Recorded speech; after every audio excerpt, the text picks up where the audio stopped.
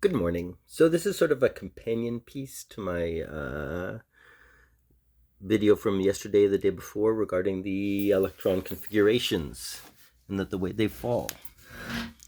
And I just thought it was an interesting geometry that because electrons come in the pairs, so it's hydrogen and then helium in the S one, and that closes it off, and that completes this, right? And then you have lithium and beryllium are the next, the 2s, right? And the M, I have the M there for the metals, because I'm going to go through the electronegativities and try and get into that more detailed and structure this, because there's a structure here.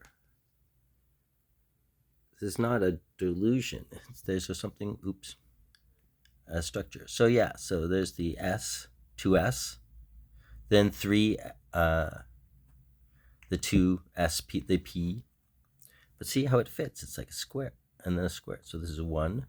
And then it's 1 plus 3, which makes 2 times 2, which is 4.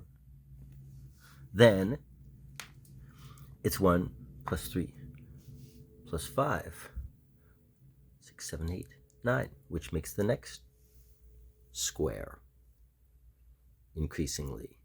I just don't think that's an accident. I don't think that's an accident. There's a structural quality about this that, as I said, what reminded me of the Cuide formula or relationship regarding the generations of fermions and leptons and stuff, whatever it is, the excited forms,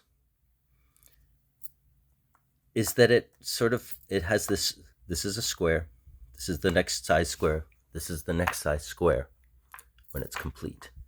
And one of the parts of the Cuide formula is the square root. So, I mean, there's the square. So if we took the square root, that's what we would get. I mean, whenever you have a square root, that means there's a sort of there's an implied squared that you're taking the root of, if you get what I mean. So anyways, but I just don't think that this is an accident, that the way these things line up and the order I place them is so that so this is hydrogen, helium, lithium, beryllium, boron, oxygen. But carbon actually does a hybridization. These aren't here.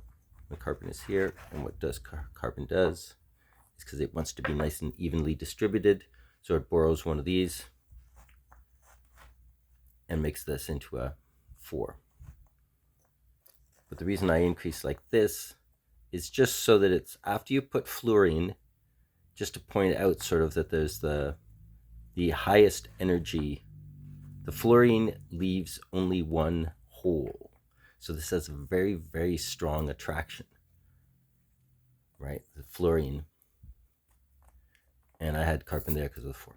Anyways, and then closes up with neon, and that way it's like neon, argon, krypton will be up there someplace that I haven't got to yet, because a lot more other pieces. But so this is just a little bit of a follow-up around this, but I just don't think that this, we look at it as being 1, 2, 3, 4, 5, 6, 7, 8, 9, 10, right? But this is an S, and then this is another S. This is the S and the P. And I just think that this, and the S, the P, and then the S, then the S, the P, and the D creates a perfect square. Again, I just don't think that's an accident.